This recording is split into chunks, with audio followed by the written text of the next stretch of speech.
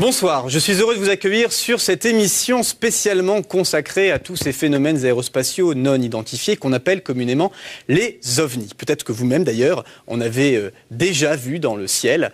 Et j'imagine certains déjà sourire à l'évocation du mot ovni. Et bien après les témoignages que vous allez entendre ce soir, après les reportages, après les témoignages des scientifiques et également des spécialistes du sujet, peut-être vous ferez-vous une toute nouvelle opinion sur ce sujet.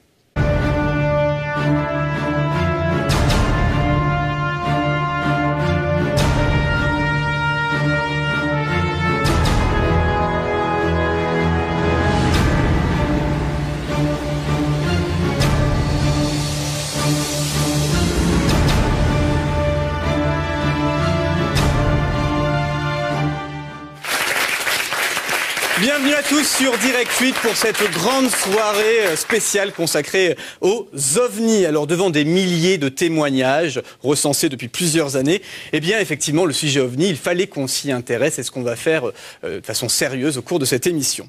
Avant de vous présenter les invités de ce soir, voici résumé en quelques images ce que vous allez voir au cours de cette soirée. Il serait des milliers dans le monde à avoir aperçu des ovnis dans le ciel. Vous entendrez les témoignages saisissants de pilotes et de militaires qui ont été confrontés à un tel phénomène. Certains ont accepté de témoigner pour la première fois sur notre plateau. L'étude scientifique des ovnis a-t-elle pu nous faire découvrir de nouvelles technologies? Des scientifiques de haut niveau nous feront part de leurs opinions. Comment se comportent les autorités face à la question ovni? En France, une lettre ouverte écrite par des spécialistes a été envoyée au gouvernement en avril 2008. Nous en parlerons. Depuis plus de 40 ans, les États-Unis refusent de s'exprimer sur le sujet ovni. Ont-ils réellement cessé leurs études sur le sujet, comme ils le déclarent officiellement? En Europe, des spécialistes se réunissent afin d'élaborer des protocoles pour étudier au mieux les phénomènes aérospatiaux non identifiés. Ils nous expliqueront lesquels. Certains n'hésitent pas à tourner le sujet ovni au ridicule. Nous reviendrons sur l'affaire des lumières de Phoenix aux États-Unis et nous essaierons de comprendre pourquoi. Dans l'hypothèse d'un éventuel contact avec des extraterrestres, comment réagirions-nous? Des spécialistes de la question nous livreront leur analyse en fin d'émission. Alors les langues commenceraient-elles à se délier sur le sujet? Pour en parler avec nous ce soir, le scientifique Jean-Pierre Petit. Bonsoir. Vous êtes ancien directeur de recherche au CNRS, astrophysicien, auteur de plusieurs ouvrages, dont OVNI et armes secrètes américaines aux éditions Albin Michel. Et puis vous sortez votre dernier bébé, OVNI, le message, édité par vous-même très récemment. Quel message? On en parlera au cours de cette émission. Également avec nous, Jacques Rine. Bonsoir. Vous êtes colonel de réserve, dans votre carrière beaucoup d'activités, pilote de chasse dans l'armée de l'air, ancien leader solo de la patrouille de France, commandant de bord et instructeur sur Airbus, et vous cumulez plus de 18 500 heures de vol, et vous avez un témoignage très intéressant à nous livrer, on en parlera dans quelques instants. Daniel Michaud, bonsoir. Vous êtes pilote d'essai d'hélicoptère, chef de brigade vol à vue et vol aux instruments, et vous aussi. Vous avez été témoin d'un phénomène ovni qui restera gravé à jamais dans votre mémoire. C'était dans les années 70, début des années 70. Vous nous direz tout dans quelques instants. Gilles Pinon, bonsoir. Dois-je vous appeler contre-amiral? Ça ira? Non. Contre-amiral de réserve, en tout cas, c'est votre titre dans la marine. Spécialiste des ovnis, vous avez écrit plusieurs ouvrages à ce sujet. Il y a un an, vous avez envoyé une lettre ouverte au président de la République, Nicolas Sarkozy, sur le sujet. On en reparlera. Et enfin, avec nous, Patrice Desmazeries. Bonsoir. Vous êtes journaliste, réalisateur et vous avez enquêté durant environ un an sur le sujet OVNI et vous avez réalisé le documentaire OVNI Quand l'armée enquête, produit par TV Presse et diffusé sur Canal+ il y a un an. Et vous avez d'ailleurs filmé un phénomène justement aérospatial non identifié à Esdalen. On en reparlera au cours de cette émission. Alors avant d'écouter tout de suite les témoignages de deux grands personnages, Jacques Rine et Daniel Michaud tout de suite, je vous propose de découvrir, pour se plonger dans le sujet, ces quelques images. Dater le début des apparitions d'OVNI est un exercice périlleux. Mais les premiers cas qui ont été étudiés remonteraient au début du XXe siècle. Dans la nuit du 25 au 26 février 1942, des objets lumineux sont apparus dans le ciel de Los Angeles. Pour la première fois, un ovni est visible par des milliers de personnes. Le 8 juillet 1947, c'est l'affaire Roswell. Au Nouveau-Mexique, un fermier découvre dans son champ des débris qui semblent être tombés du ciel. D'après les premières conclusions de l'armée américaine, il s'agit d'une soucoupe volante. Et finalement, changement de version, elle certifiera ensuite qu'il s'agissait d'un ballon-sonde. Les témoignages d'OVNI ne cessent de se multiplier. Selon l'ONU, 150 millions de témoignages ont été recensés dans le monde depuis 1947. À un moment donné, j'ai levé les yeux, mais vraiment pile au-dessus de ma tête, et à ce moment-là, j'ai vu en fait une forme, un triangle qui paraissait métallique, qui a glissé en fait dans les airs en fait au-dessus de moi. Certains restent perplexes. Je veux dire que j'y crois pas véritablement. Ça me paraît trop invraisemblable, quoi. Je pense que c'est beaucoup de gens qui se font des films et qui aiment bien croire aux extraterrestres. Selon le GIPAN, groupe d'études et d'informations sur les phénomènes aérospatiaux non identifiés qui dépend du gouvernement français, 28% des témoignages d'OVNI ne trouvent pas d'explication rationnelle. Aujourd'hui, les ovnis et les extraterrestres sont devenus des thèmes très en vogue. Au cinéma ou à la télévision, l'imagination est débordante. Bien loin de ces fictions, de plus en plus de personnes se sentent réellement concernées, comme en France où les interrogations fusent. Qu'on nous dise la vérité, qu'on ne nous coche rien sur les ovnis. Est-ce que c'est une luminescence? Est-ce que c'est un métal? Est-ce que c'est une matière inconnue jusqu'à présent? Est-ce qu'on a fait des découvertes grâce à ça? Est-ce que ça a permis de faire avancer la science? Est-ce que ça a permis de faire avancer la science? On en parlera au cours de cette émission, mais tout de suite, donc, comme je vous l'ai dit, des témoignages. On commence avec vous, Jacques Rine. Alors, le 23 septembre 1975, vous faites une mission d'entraînement dans la région de Cambrai, Plastron-Mimosa. Alors, racontez-nous tout. Eh bien, on avait touché les Mirage 3, qui étaient équipés de radars très performants, qui nous permettaient de faire des rassemblements de nuit.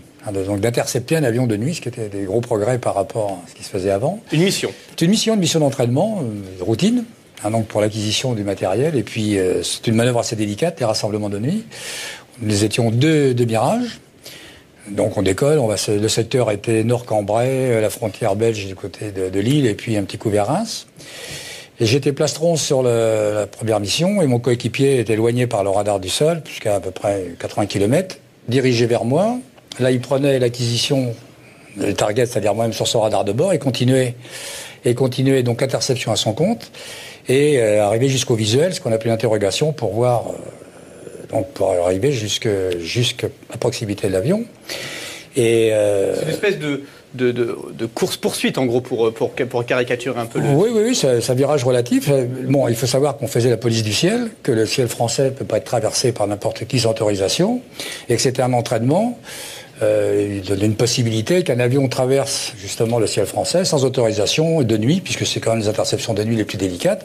Donc on s'entraînait tout type, tout temps, comme on disait. Et là, je vois, traversant un peu mon champ de vision, je vois... ce que j'ai pris d'abord pour un avion en ligne, un cigare, on va dire, forme un peu d'un ballon de rugby, vous voyez, un truc ovoïde avec pointé au debout, avec des hublots, et une immense, je me rappelle bien, c'est une immense lumière intérieure. Bon, moi, sur le premier coup, j'ai dit ça doit être un avion en ligne qui est à quelques nautiques. Je commence à appeler le contrôleur au sol. Je commence à l'engueuler en disant si vous nous faites faire la manœuvre, on est traversé par un avion en ligne, on va avoir un Airbus, on va se engueuler, etc. C'est ce travail, quoi. Hein. Le mec, il me dit moi, j'ai rien sur mon scope. Écoutez, voilà ce que je vois. Et il dit non, moi j'ai rien sur mon scope. Et le gars, il commence à me donner des vérifications, bon, oxygène, précieux. C'est-à-dire de dire que bon, attendez, il y a peut-être des phénomènes, on était à 45 000 pieds. Toile de sécurité. Et là, j'appelle mon collègue qui arrive, il me dit est-ce que tu vois ce que je vois? Il me dit tout à fait, je vois que c'est ce truc-là, qu'est-ce que ça fait là, quoi. Hein. Donc je insiste auprès du contrôleur et il dit moi je vois rien. Ben, moi j'ai dit on voit quelque chose et mon gars commence à arriver. Bon, c'est notre travail, c'était la police du ciel, c'était aller voir ce que c'était. Donc l'autre Mirage, celui qui était... L'autre Mirage, oui, on arrive pas ensemble, la post-combustion et on fonce là-dessus. Et ce qui m'a frappé, c'est la lumière intérieure. Bon, c'est comme, je veux dire, vous voyez un avion de nuit, vous voyez les lumières à l'intérieur, mais ça c'était une lumière qui était une blancheur éclatante, je veux dire, extraordinaire, quoi. Une lumière blanche. Un spot, comme un spot qu'on... Ouais, mais vraiment ce qu'il y a de plus éclatant de blancheur comme lumière. Et en plus, le drôle, c'est que ça n'éblouissait pas. Par contre, je sentais l'intérieur, le vide, enfin l'intérieur de cet objet, à travers ces blocs un peu triangulaires et cette lumière qui était d'une blancheur incroyable. J'avais vu ça. Bon, on fonce, donc on va à sa poursuite. Et alors, je sais pas, on est arrivé quand même relativement près, je pense, et ça a disparu dans une microseconde. Je veux dire, c'est un peu comme, je dirais, les Dupont là, dans Tintin, où ils sont doublés par un truc, il a l'impression pourquoi on est arrêté, quoi. Nous, on est arrêté, planté sur place. Et ce bazar-là est passé d'une accélération 0 à... Et là, vraiment, pouf. Et vous pouvez l'évaluer ou c'est même impossible? C'est au moins la vitesse de la lumière, puisque de toute façon, ça a disparu instantanément, quoi. Je veux dire, le temps d'avoir la perception rétinienne. C'est quoi? C'est la peur? C'est l'étonnement? C'est l'étonnement. C'est l'étonnement. Je veux dire qu'est-ce que c'est ça? Qu'est-ce que c'est ce bazar? Qu'est-ce que c'est? Alors, je rappelle le contrôle au sol et il me dit, moi j'ai rien, j'ai toujours rien. J'ai écouté, voilà ce qu'on a vu. Bon, puis rien. On dit, bon, écoute, on va reprendre notre entraînement. Ça coûte cher, les heures de mirage, donc on reprend l'entraînement. Là, c'est moi qui étais chasseur, je passais chasseur sur mon collègue qui était target. D'autres configurations, et pareil, j'arrivais à 15 nautiques à peu près, enfin, mettons 25 km du plastron, et tac, ce bazar-là réapparaît, entre nous deux. T'as l'air de dire, je vous observe, je suis avec vous les copains, vous voyez. Entre vous deux, donc vous poursuivez votre ami, votre collègue, et entre vous deux, l'objet arrive. Absolument, exactement dans une position d'observation. Un peu comme nous, ça nous est arrivé aussi de faire dans un combat de patrouille, de se mettre au-dessus, comme on dit, sur la perche, et puis de voir à gauche, à droite comment l'affaire se passait. Le sentiment qu'on avait, c'était pas menaçant, mais enfin, ça nous gênait quand même un peu. Alors, je rappelle le contrôle, qui me dit, écoutez, les gars, non, moi, j'ai rien, j'ai pas de signature radar, je vous vois bien, vous tous les deux, c'est bien votre manœuvre, etc. Bon, tu vois, visuel, post-combustion, boum, on repart encore plus rapidement, les avions un peu plus allégés, et le même phénomène se reproduit. Dès qu'on arrive à une distance assez proche, que peut-être l'objet s'entend menaçant, ça repart, mais je veux dire, salut les copains, et c'est dire le temps de percevoir d'une manière rétinienne un éclair, quoi. Bon, et le phénomène s'est représenté une troisième fois. Ah, encore? Oui, donc on a vu, si vous voulez, le phénomène se reproduire 3 fois. Bon, on prenait à peu près 10 minutes entre chaque représentation. Et la poursuite, ça ne servait à rien. Je veux dire, dès qu'on arrivait, si vous voulez... Et 3 fois en combien de temps Bon, 40 minutes, c'était à peu près l'émission qu'on faisait. Donc là, la première fois, vous ne savez pas trop ce que c'est. La deuxième fois, vous êtes sûr de l'avoir vu. Oui, et la troisième, il y a encore le cerveau, il travaille encore un peu plus. On est encore plus rapide pour lui courir aux fesses, puisque là, bon... on prend pas le temps de notifier, on le voit réapparaître, on le voit les pédards, quoi. Je veux dire, on est de l'un à l'autre, alors qu'on est quand même on est des vitesses légèrement transsoniques, on se balade quand même, quoi. Et vous certifiez que le comportement de cet objet volant non identifié était intelligent. C'était un comportement intelligent, on peut le définir comme ça. Si ça avait été un autre avion de chasse qui venait voir un peu, on peut dire que on a fait des missions, on va observer ce que font les autres. Bon, c'est des missions combinées, etc. Donc, les gens s'entraînent, il peut y avoir un combat aérien, on peut se mettre à l'observation, ce qu'on appelle sur la plage, pour voir comment ça se passe et restituer après. Donc, c'était une position comme ça. Le problème, c'est que d'abord, on n'était pas averti. Deuxièmement, ça apparaissait comme ça, mais au bon moment, au bon endroit, et ça disparaissait encore plus vite. Et ça ne correspondait évidemment à rien de ce qu'on connaît, d'évolution possible, de tout ce qu'on a pu créer de plus extraordinaire d'avions de chasse, que ce soit le Rafale ou n'importe quoi. C'était un peu votre boulot de savoir ce qui se passait dans le ciel et de reconnaître un peu évidemment, tout ce qu'il pouvait y avoir. C'était la guerre froide, c'est la fin de la guerre froide. Vous retournez donc sur le sol, et là c'est quoi? Vous décidez vous faites la carpe, on n'en parle à personne, on réfléchit 2-3 fois, quelle a été votre réaction? On était perplexes, t'as bien vu ce que j'ai vu, on a vraiment eu la même restitution de trajectoire, de position, etc. Et c'est vrai qu'à l'époque, bon, on s'est dit, quand on était jeunes, on a dit, bon, nous on aime bien voler, alors si on la ramène, ou on va chez le psy, ou on est au secret. Enfin, dans tous les cas, ça va être beaucoup d'ennuis, vu l'ambiance actuelle. Donc, si vous voulez, c'est une chose qu'on a gardée pour nous. Quand j'ai débriefé, quand on se posait, on débriefait le contrôleur. Le contrôleur a dit, bon, on voyait que c'était un type c'était pas son souci. Ce qu'il voulait, c'est 3 interceptions réussies. Donc, on a gardé ça pour nous. Vous avez quand même parlé un peu à vos amis au départ, ou c'était vraiment secret défense? Je veux dire, l'ambiance qui évolue maintenant, puisque les gens sont plus ouverts à ce genre de choses, c'est que, bon, moi, la première fois que je l'ai ramené, pratiquement, c'était d'ailleurs sur une émission qui commençait à venir, c'était 10 ou 12 ans après. Et c'est vrai que la réaction de mes proches, c'était de dire, mon colonel, j'ai filmé la moquette, quoi. C'était exactement ça. Et il y a toujours un fond de réaction comme ça, ce qui prédisposait pas les gens à à raconter leurs observations, alors que des fois, en fin de soirée, quand l'ambiance est bonne, si la conversation y est là-dessus, il y a toujours quelqu'un qui dit « Mais moi, j'ai quelque chose qui m'intrigue, j'ai vu ceci, cela. » On va écouter dans quelques instants votre témoignage tout aussi saisissant, Daniel Michaud. Avant ça, Patrice Desmazeries, donc vous avez fait un peu le tour du monde, OVNI quand l'armée enquête, vous avez rencontré beaucoup de militaires. Est-ce que vous avez recueilli beaucoup de témoignages comme celui de Jacques Rine, pas seulement en France, mais outre-Atlantique, en Amérique du Sud ou ailleurs ? Oui, des témoignages comme celui-là, on en trouve beaucoup, énormément, notamment en Amérique latine, où il y a aussi un groupe d'études qui s'est ouvert, soutenu par l'armée et qui travaille de manière officielle dessus. Donc c'est vrai que des témoignages de pilotes, il y en a énormément à travers le monde, quoi. Donc ça, c'est plus non plus tabou. Il y a des recherches qui sont faites aussi en Amérique du Sud. C'est assez récent. Quand vous êtes allé enquêter, ils ouvrent leurs archives. C'est facile ou il faut quand même pas exagérer? Pas à ce point-là. Je pense qu'en Amérique latine, il y a à peu près la même démarche que celle qui est établie en France actuellement. C'est-à-dire qu'en France, il y a le GEPAN, qui est le groupe d'études des phénomènes aériens non identifiés. Phénomène, pourquoi on parle de phénomène plutôt que d'OVNI? C'est parce qu'on n'est pas sûr que ça soit des objets, et qu'il y a beaucoup de choses qui sont ou des rentrées dans l'atmosphère ou des phénomènes de type plasma qui sont des phénomènes physiques qui ne sont pas des objets solides. Donc voilà, c'est pour ça qu'on fait la différenciation entre phénomènes aériens non identifiés, on appelle communément, et les OVNI. Voilà. Ouais. Alors, dans quelques instants, je vous dis, on va écouter votre témoignage, Daniel Michaud. Juste avant, on va revenir sur une période, le 10 août 1998, en France. Voilà ce qu'il s'est passé. Écoutez. Ce soir-là, dans un grand nombre de sites, simultanément ou quasi simultanément, en tout cas dans une période de 20 minutes environ, des centaines et des centaines de personnes font des observations de choses qui leur paraissent tout à fait incompréhensibles et qui passent dans le ciel. Vers le Grand, ça se situe dans la lointaine banlieue sud de Paris. Ça représente l'itinéraire que suivait ce soir-là une dame qui rentrait de son travail à Bondoufle et qui rentrait chez elle à Itteville. Elle jette un coup d'œil tout en ralentissant, et voilà une représentation de ce qu'elle voit. Une sorte de cylindre noir ou très sombre, avec une extrémité en forme de tronc de cône, l'autre extrémité ayant probablement aussi cette forme de tronc de cône, mais elle n'en est pas certaine parce qu'elle n'arrivait pas à tourner suffisamment la tête pour observer l'objet comme il aurait fallu, tout en évitant les collisions avec les voitures qui venaient en face. Alors, un exemple parmi beaucoup d'autres. Ce soir-là, à la même heure, dans le sud de la Dordogne, dans un petit village qui s'appelle Vert de Biron, il y a deux témoins qui observent cette chose étrange qui a une certaine épaisseur, qui a une forme de triangle curviligne, avec des feux sur le côté.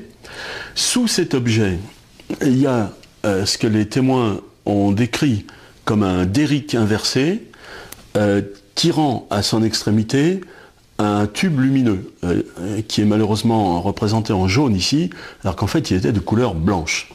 Le même soir, à la même heure, je l'ai déjà dit mais il faut le répéter, plusieurs dizaines d'observations aussi extraordinaires que ça, ou plus extraordinaires encore, ont eu lieu presque simultanément. Qu'est-ce que c'est que ces choses-là ? C'est un problème extraordinaire. On ne peut quand même pas douter de l'objectivité des témoins, étant donné que des témoins, il y en a dans 14 départements le même soir. Eh bien, ça n'a donné lieu, à part ce que nous avons fait à la lumière dans la nuit, ça n'a donné lieu à aucune étude d'ensemble, à aucune synthèse de la question, et tout se passe comme s'il n'y avait rien eu. Les gens ignorent totalement, aujourd'hui, alors que nous sommes seulement 8 ans après, les gens ignorent que dans la soirée du 10 août 98, il y a eu une accumulation d'observations de choses complètement non identifiées et non identifiables. Alors voilà, on a un peu ce témoignage d'un monsieur qui a l'air sérieux, qui a recueilli tous ces différents témoignages dans 14 départements de la France. On entend à la fin qu'aucune étude n'a été faite. Gilles Pinon, justement, je me tourne vers vous, contre-amiral. Vous avez envoyé, il y a maintenant 1 an quasiment, une lettre ouverte au président de la République française, Nicolas Sarkozy, qui parle du sujet en mettant en garde sur certaines choses. Alors ça arrive, on va dire, presque 10 ans après le premier rapport Cometa, qui était un rapport non officiel, qui avait été donné au gouvernement et qui faisait un peu état des lieux en disant voilà, c'est un phénomène à prendre au sérieux, il faut développer des moyens, etc. etc. Qu'est-ce que vous avez voulu dire il y a 1 an dans cette lettre que vous avez adressée au président de la République? Écoutez, avec quelques amis, nous avons fait le constat que le traitement réservé aux ovnis en France n'était pas à la hauteur de l'importance et de la gravité du sujet. Comme vous le rappeliez, une association, Cometa, à laquelle je n'appartiens pas, a, il y a 10 ans, remis un rapport au président de la République et au Premier ministre, soulignant l'urgence, ou en tout cas le grand intérêt de regarder d'un peu plus près cette affaire. Et nous avons réfléchi à la façon de débloquer cette situation. Alors, nous nous sommes rendus compte que finalement, tout le monde se tenait par la barbichette, que le monde politique, que le pouvoir politique attendait que le monde politique s'en émeuve, que le monde politique attendait la caution de la communauté scientifique, que la communauté scientifique attendait une mission de la part du pouvoir politique. C'est le serpent qui se mord la queue, quoi. C'est un serpent qui se mord la queue. Alors nous avons cherché le maillon faible et nous nous sommes dit que finalement, la meilleure façon peut-être de débloquer la situation, c'était de s'adresser au pouvoir politique. Et à ce moment-là seulement, la communauté scientifique, missionnée par le pouvoir politique, pourrait s'intéresser d'une façon sérieuse au sujet. Alors Dieu merci, il y a quelques scientifiques qui n'ont pas attendu la mission du pouvoir politique, mais il nous semble que le sujet est tellement important sur le plan stratégique, sur le plan scientifique, qu'il est nécessaire que, tôt ou tard, le pouvoir politique s'implique. D'où une lettre au président de la République, ouverte. Alors, lettre ouverte, on en reparlera dans quelques instants. Vous parlez d'un point de vue scientifique. Je me tourne sur le scientifique autour de cette table, Jean-Pierre Petit. Après, on a dit le rapport Cometa. Qu'est-ce qui a été fait concrètement d'un point de vue purement scientifique ces 30 dernières années? Je parle bien sûr en France. Moi, j'ai fait une série de publications scientifiques. Les 3 dernières, c'était au mois de septembre, c'est-à-dire dans un colloque international de magnéto-hydrodynamique que je suis allé, où on a présenté avec Geoffrey un travail. On a donc 3 articles. Ces articles il y en a un sur les aérodynes discoïdaux. Et je parle d'un point de vue plus général, d'un point de vue scientifique au niveau du gouvernement. On a parlé tout à l'heure du GIPAN, qui dépend du CNES. Il y a des témoignages qui sont recueillis. Il y a quand même quelques personnes qui y travaillent. Je peux vous répondre. Parce que disons que je crois que c'est en 2005, j'ai eu Sillard au téléphone, et Sillard, c'est le créateur du GIPAN. Voilà, c'est ça. Et je l'ai trouvé tout à fait sincère, honnête, donc il a essayé de faire quelque chose, mais en fait, il y a des oppositions énormes à l'intérieur du CNES, énormes à l'intérieur du pouvoir politique, énormes à l'intérieur de l'armée. Par exemple, je crois que c'est vous, Pinon, qui m'avez parlé de ça. Comme État, il y a Letty et tous ces gens-là, ils ont essayé de faire quelque chose. Ils en ont pris plein le nez, quoi. Je veux dire que leur hiérarchie a désapprouvé leur initiative. D'ailleurs, vous parlez... Je suis désolé de ne pas les voir ici ce soir. Mais d'ailleurs, je les ai invités, mais ils n'ont pas accepté de venir, très clairement. L'idée, justement, c'est que quand on parle, encore aujourd'hui, vous êtes un éminent scientifique, vous avez publié, je ne sais pas combien de revues, notamment sur la magnéto-hydrodynamique. Bon, bref, même vous êtes fait montrer du doigt, limite injurié quand vous parlez de ces phénomènes. Pourquoi? Mais c'est pas injurié, c'est crédit coupé pendant 30 ans. Et quand vous avez par exemple Bougnas, qui est biologiste, qui avait fait les analyses sur l'atterrissage de Trans-en-Provence, il en a parlé. Suppression de laboratoire, suppression de moyens de travail, plus rien. Il s'est retrouvé avec une chaise et un bureau, c'est tout. Alors moi, je pouvais travailler avec le papier-crayon, donc j'ai continué à me battre papier-crayon, parce que j'étais théoricien aussi. Bougnas, lui, il en est mort, on peut dire. Mais vraiment, on lui a tout enlevé. tous ses moyens, tout son personnel. On sent bien une révolte dans ce que vous dites, malgré tout, vous continuez un petit peu à étudier. Mais ça s'appelle la chasse aux sorcières, c'est tout. Ouais. Et c'est dans le domaine partout. Par exemple, Letty aussi a une désapprobation de sa part de sa hiérarchie. Je rappelle que Général Letty, donc c'est celui qui a fait le rapport Comettet, qui en est président. Patrice Desmazeries. Non, simplement préciser que le CNES, quand même, avec le GEPAN, relève et à travers avec l'aide de la gendarmerie aussi, essaye pour l'instant de relever tous les cas d'observation et le font de manière assez sérieuse Mais quand ça même. sert à rien, ça sert à rien. Par exemple, Patnais vient de donner une interview. Patnais, c'est le président actuel du. Non, on va actuellement, remettre. Alors, je rappelle juste évidemment que le CNES, donc c'est le Centre national des études spatiales, à l'intérieur duquel il y a une cellule qui s'appelle le GIPAN, le groupe d'études et d'information sur les phénomènes aérospatiaux non identifiés. Et donc voilà. Donc en gros, pour l'instant, ce qu'ils font, c'est quand même pas mal. Ils recueillent en gros tous les témoignages. Mais non. Il y a Patnais actuellement, il est à la retraite depuis le mois de décembre. Il a un successeur qui n'a pas encore pris ses fonctions. Ils ont mis 60% des rapports de gendarmerie en ligne. Il n'y a rien dans ces rapports, strictement rien d'utilisable, rien. L'OVNI venait de la gauche, il est allé à droite. Madame Machin a dit ceci et cela et voilà. Et nous avons fait des cas. Il n'y a rien. Mais j'ai envie de dire d'un côté. C'est 30 ans de recueil de rien. Mais est-ce qu'on peut pas étudier justement ces pour l'instant, effectivement, vous dites qu'il n'y a rien. Il y a quand même ces témoignages. Alors, je ne sais pas, d'un point de vue psychiatrique ou je ne sais pas, on étudie les témoignages avant autre chose. Est-ce qu'on peut utiliser les témoignages scientifiquement? Est-ce que c'est une donnée qu'on a qui peut faire part d'une analyse scientifique? Alors, Gilles Pinon, je ne sais pas ce que vous en pensez, vous? Oui, mais enfin, le GEPAN fait de la collecte de données. Il n'a pas pour mission de définir des actions de recherche scientifique ou de renseignement. Il est certain que si on veut des actions de recherche scientifique, comme celle qu'a déjà entreprise à titre privé Monsieur Petit, il faut que la communauté scientifique soit missionnée par le pouvoir politique. La communauté scientifique d'elle-même, de sa propre autorité, ne se mettra pas au travail. Ça a un coût. La recherche scientifique. Et ce coût ne peut être supporté que par l'État. Simplement pour dire que c'est très compliqué aussi quand on a... parce que principalement, c'est quand même des témoignages humains. Donc c'est très difficile aussi d'étudier des témoignages humains de manière scientifique.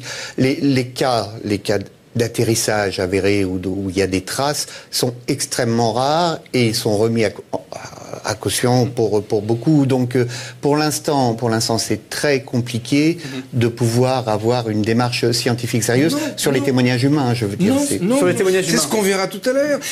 Il est possible d'avoir une attitude scientifique sur des traces, sur des objets lumineux. Oui, mais sur des témoignages. Là, il parle des témoignages humains, c'est plus compliqué. Bon, le témoignage. On va écouter justement un témoignage humain et pas des moindres, celui de Daniel Michaud qui est avec nous. Alors, Daniel Michaud, alors là c'est pareil, un souvenir, je pense que vous allez me le décrire dans les moindres détails. Que s'est-il passé? Qu'avez-vous vu? Alors c'était en 1973, j'étais jeune pilote dans la LAT. La LAT étant l'aviation légère de l'armée de terre. J'étais basé à Rennes-Saint-Jacques et avec un ami qui s'appelait Jean-Luc Bidot, nous allions à Caen-Carpiquet, à l'école d'Épifat, école des personnels féminins. Elle était à Caen, elle n'était pas à Dieppe. C'était une mission. École des personnels féminins, mission agréable. Oui, très agréable parce que, imaginez-vous, vous avez 22 ans, vous allez vous poser un hélicoptère au milieu de l'école d'Épifat. Il se passe rien évidemment, mais le relationnel est quand même très sympathique. Donc avec Jean-Luc ce jour-là, on était très heureux et à un quart d'heure de l'arrivée, il faisait très beau, on était en condition de vol-cavoc, à 1000 pieds, ce qui n'est pas très haut, 330 mètres. Alors que nous discutions de sujets comme peuvent les aborder des jeunes, Jean-Luc était à ma gauche, m'a dit « Daniel, regarde, oh merde !» Et j'ai tourné la tête. Pardon pour le mot merde, mais ça s'est passé comme ça. J'ai tourné la tête et j'ai vu passer la fin de quelque chose de très gros qui, à l'instant T, m'a paru gros comme un paquebot. C'est l'image première que j'ai eue, qui avait la forme de cigare. Très vite, on a été en station arrière. Vous voyez, le truc nous passe à côté, la station arrière, et on voit la section qui termine par un point. Alors, surpris, je préciserai après les perturbations, tout ça, vous allez voir, il n'y a rien.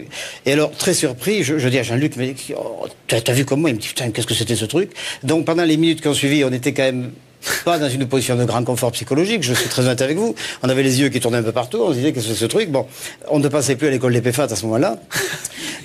Oui, c'est vrai. J'ai appelé par radio, on avait une radio VHF à bord, c'était pas bien équipé, les Alouettes n'avaient qu'une radio VHF et HF, et je vous dirai l'intérêt de la HF tout à l'heure. J'appelle donc le contrôleur et qui me dit, oui, on a vu ça passer au scope. Voilà cette histoire. Alors, ce qu'il y a donc en gros, une trace radar du phénomène. Une trace radar qui a traversé le scope à un temps très court et qui... Donc ça, c'est rarissime quand même, quand un témoignage est corroboré par une trace radar. Absolument, absolument. Et alors, si vous voulez, ce qu'il y a d'assez étonnant dans tout cela, c'est que la taille de l'objet étant gigantesque, hein, on aurait dû, avec notre petite Alouette 2, qui est un petit hélicoptère magnifique d'Eurocopter, mais qui date maintenant, on aurait dû être on aurait dû se cracher. Et alors, je vais aller beaucoup plus loin plus tard, où là, c'est pas une aventure ovni du tout, mais c'est pour expliquer ce qu'on aurait dû ressentir au cours de cette rencontre. Beaucoup plus tard, j'étais chef de cours et vol aux instruments à Dax, en condition India-Mike, ce qu'on appelait le VOI, et avec un monsieur Offler, on est passé par erreur, enfin pas nous, un Mirage de Mont-de-Marsan est sorti de la P35, que connaît très bien monsieur Crine, et est venu mort dans la R40, c'est-à-dire la zone réservée à Dax. On est donc passé avec une Gazelle 341 dans le souffle d'un simple Mirage. Alors attendez, un hélicoptère, c'est dans un hélicoptère et vous passez à côté d'un Mirage. On passe dans le souffle. Et là, de 2800 mètres on était, on s'est récupéré avec Offler à 700 mètres. Après avoir fait des roulés-boulés vers l'avant. En gros, vous avez été éjecté, enfin il y a eu une secousse violente. Non, on a été pris dans le sillage extrêmement perturbant de cet avion. Bon, je reviens à 1973. Si je compare les deux situations, compte tenu de la taille de l'objet en 73, on aurait dû être tout simplement détruit. Vous ne serez pas là pour me parler. Et voilà. Et là, il n'y a rien eu, même pas de craquement radio. Alors, je vous parlais de la HF. Ce système-là avait une particularité, il crachotait tout le temps. Il était extrêmement sensible à toutes les perturbations. Et quand cet OVNI, on va l'appeler comme ça, nous a doublé, rien. Rien. Ni perturbation radio, ni perturbation d'ordre aérologique. Rien. Ni sifflement, ni perturbation d'aucune sorte, rien. Sauf de nous avoir un peu noué l'estomac. Alors cet objet qui était immense, à l'instant, quand c'est arrivé, l'image qui m'est venue, c'est un paquebot, parce qu'un truc comme ça, c'est très gros, très gros, était d'une couleur gris minium. C'est toujours ce que j'ai dit, c'est-à-dire cette peinture qui sert à traiter le métal.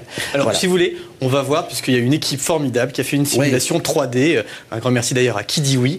On a essayé, ils ont essayé brillamment de reproduire, alors c'est pas évident, ce que vous avez vu. Oui, alors vous allez le commenter, on va voir ces images, on les découvre. Alors donc voilà, vous survolez, on voit cet hélicoptère, c'est vous. C'est nous. Et tout d'un coup, voilà, c'est exactement ça. Donc on va le revoir sous différents plans, mais ça paraît hallucinant. Vous êtes, voilà, c'est ça. C'est effectivement, quand vous dites un paquebot, ça semble. C'est à peu près la durée d'observation. En gros, une seconde à peu près. Alors on voit la différence. Donc vous êtes le point rouge et c'est l'OVNI en fait. Alors l'ombre, par contre, ça je ne sais pas. J'ai jamais parlé de ça. Je pense que c'est le monsieur qui l'a mise. Je me suis souvent posé la question de me dire mais comment ça se fait que plein de personnes ne l'aient pas vu au sol? Parce qu'un engin pareil. Et puis plus tard, le hasard de mon métier a voulu qu'un jour, en tant qu'officier, posé avec un hélicoptère derrière des artilleurs, j'étais derrière un canon 155. Et le hasard voulait que j'étais derrière le monsieur qui tire la corde là. Et quand vous êtes derrière un canon, je vous assure, c'est vrai, vous voyez partir l'obus. Vous êtes derrière, vous voyez un petit point noir qui part. Par contre, quand vous êtes latéral à un obus, enfin à un canon, vous ne voyez pas. Et donc je me suis dit peut-être que c'est parce que ça allait si vite que la rétine ne percevait pas. Alors j'ai gardé ça pour moi très longtemps. Avec Jean-Luc, on en a parlé beaucoup. Quand on est revenu à l'escadrille, on en a parlé, mais c'était le moment où j'allais passer. Parler officiellement ou comme Jacqueline, vous êtes tué un moment? On m'a gentiment conseillé de peut-être ne pas forcément parler trop de ça parce que c'était pas une façon d'appuyer ou de crédibiliser mon dossier. Alors on a gardé ça pour nous, on en a parlé souvent. De ce jour-là, si vous voulez, j'ai été passionné par le problème OVNI. Il y a de quoi. Je ne suis pas dans la position de quelqu'un qui croit parce qu'on lui a dit. Ça, c'est bien pour un chrétien, par exemple, qui n'a pas vu la Passion du Christ. Moi, je suis dans la position de quelqu'un qui croit parce qu'il a vu. C'est très difficile à ce partir de là de l'ignorer. Alors ensuite, mais vous croyez, quand vous dites vous croyez, là aujourd'hui, effectivement, vous avez vu bien sûr. Vous croyez à quoi, j'ai envie de vous dire? Eh bien, je crois à ce que j'ai vu. Voilà, je ne peux pas donner d'explication. À mon modeste niveau, je pense que le développement technologique de la race humaine ne permet pas de faire quelque chose comme ça. Ou si c'était aussi gros, ça irait pas aussi vite. Et si ça allait aussi vite, il y aurait des perturbations aérologiques extraordinaires. Il n'y avait rien de tout ça. Bon. Donc vous confirmez que vous étiez dans votre hélicoptère, quand je vois cette image, ça me fait vraiment halluciner, il n'y a pas d'autre mot. Et votre hélicoptère ne bouge pas d'un poil, il suit sa trajectoire. Pas d'un poil. C'est quelque chose d'incroyable, pas d'un poil, aucune perturbation. C'est pour ça que je vous ai donné l'exemple tout à l'heure vécu beaucoup plus tard. Alors j'imagine que ça allait à la vitesse subsonique, n'en parlons pas, c'est-à-dire au-dessus de la vitesse du son. Normalement, il y a une espèce de bang. Très vite. Ça, aujourd'hui, Jean-Pierre Petit, scientifique, ancien directeur de recherche au CNRS, astrophysicien, ce qu'on vient de décrire, ce que Daniel Michaud vient de décrire, aujourd'hui, avec les connaissances actuelles d'un point de vue scientifique, ce phénomène est irréalisable sur Terre aujourd'hui? Mais écoutez, ça a été le point de départ de mes recherches. C'est-à-dire que vous disiez, par exemple, qu'est-ce qu'on peut tirer d'un témoignage? Il y a des gens qui ont dit, j'ai vu passer ça derrière le clocher devant la montagne et ça a duré 1 seconde et demie. Bon, ça devait aller à 4000 km/h. Il n'y a pas eu de bang. Donc, question pour un scientifique, est-il possible de voler à une vitesse pareille sans faire de bang? C'est la question que je me suis posée. J'ai travaillé 30 ans dessus, j'ai dirigé une thèse de doctorat, j'ai publié des tas de travaux là-dessus. Bon, c'est sûr qu'il y aurait des expériences à faire. Mais moi, ma conviction est faite, mais les publications scientifiques sont faites. Technologiquement, on saurait faire ça. Alors, mais essayez de me répondre à ma question. Ça, aujourd'hui, donc après vos recherches, vos 30 années de recherche, est-ce que ce phénomène, aujourd'hui, en France, aux États-Unis, en Russie, je ne sais pas où, est-ce que c'est possible aujourd'hui? Moi, je pense que oui. Mais disons, par rapport à ce que racontait Michaud, arriver à faire passer un truc de la taille d'un dirigeable à 9 km/h, je suis pas sûr. Mais par contre, il y a des témoignages où des gens voient passer des choses à vitesse supersonique et ils n'entendent rien. Ça, c'est faisable. D'accord. Mais ce témoignage de Daniel Michaud, justement, ça paraît encore, a priori... mais écoutez, on ne peut pas tout expliquer d'un coup. Non, parce que là, on en revient, c'est qu'effectivement, le son, oui, mais l'onde de choc, non. Et si... Normalement, un objet avec un volume pareil en supersonique, ça vous balance une onde de choc, c'est pire qu'une déferlante en bateau dans la mer. Ça effondre des toits. Oui, exactement. Vous savez, vous avez une différence de pression atmosphérique, les cardiaques meurent, les maisons s'écroulent et les cheminées aussi. Et lui, il aurait fait une série de voltiges extraordinaires, il aurait été pulvérisé. Quoi, je veux dire. Déjà, quand vous passez dans le dessous d'un Reiter, c'est redoutable. Mais il y a des gens qui sont passés dans l'onde de choc en basse altitude d'un avion de chasse en supersonique en basse altitude. Je peux vous dire, ça vous en souvenez longtemps. Donc en gros, voilà, ce que vous avez vécu ne peut pas être ce que vous décrivez, vous, en tout cas, Jacques Rine, c'est-à-dire une chose subsonique qu'on connaîtrait aujourd'hui. Surtout que la valeur de l'onde de choc, c'est la valeur du volume. Alors, je veux dire que là, ça aurait dû perturber tout le département, là. Absolument. Alors, on va parler, bien sûr, aussi des États-Unis. Alors, on entend beaucoup de choses sur les États-Unis. Sont-ils en avance largement sur nous, sur le phénomène? Jean-Pierre Petit, vous avez écrit « OVNI et armes secrètes américaines, l'extraordinaire témoignage d'un scientifique » aux éditions Albin Michel. Là, quand on lit ça... En 2003, donc il y a maintenant 6 ans. 6 ans. Quand on lit ce livre, il y a des révélations absolument extraordinaires. Alors, on va en parler dans quelques instants, si vous voulez bien. Avant ça, Patrice Mazari, je me tourne vers vous. Pareil, vous avez enquêté pendant 1 an quasiment sur le sujet. Vous êtes allé... 1 an sur les États-Unis, mais... Sur le sujet OVNI, je parle bien sûr. Vous êtes allé aux États-Unis. On va voir quelques images et vous allez nous dire si les portes étaient si faciles à ouvrir. On regarde justement un extrait de votre documentaire OVNI, Quand l'armée enquête, pour savoir si les États-Unis étaient de tout temps, aussi fermés à parler de ce sujet. Regardez. 1952 à Washington. Les écrans radars signalent soudain la présence d'objets volants non identifiés. Les objets se déplacent à environ 200 km/h, puis ils accélèrent brusquement jusqu'à 12 000 km/h. Ils effectuent des arrêts soudains et des virages à 90 degrés. Ils sont poursuivis par les avions de l'US Air Force. Mais à chaque fois que les avions s'approchent des ovnis, ils disparaissent des écrans radars, puis ils réapparaissent.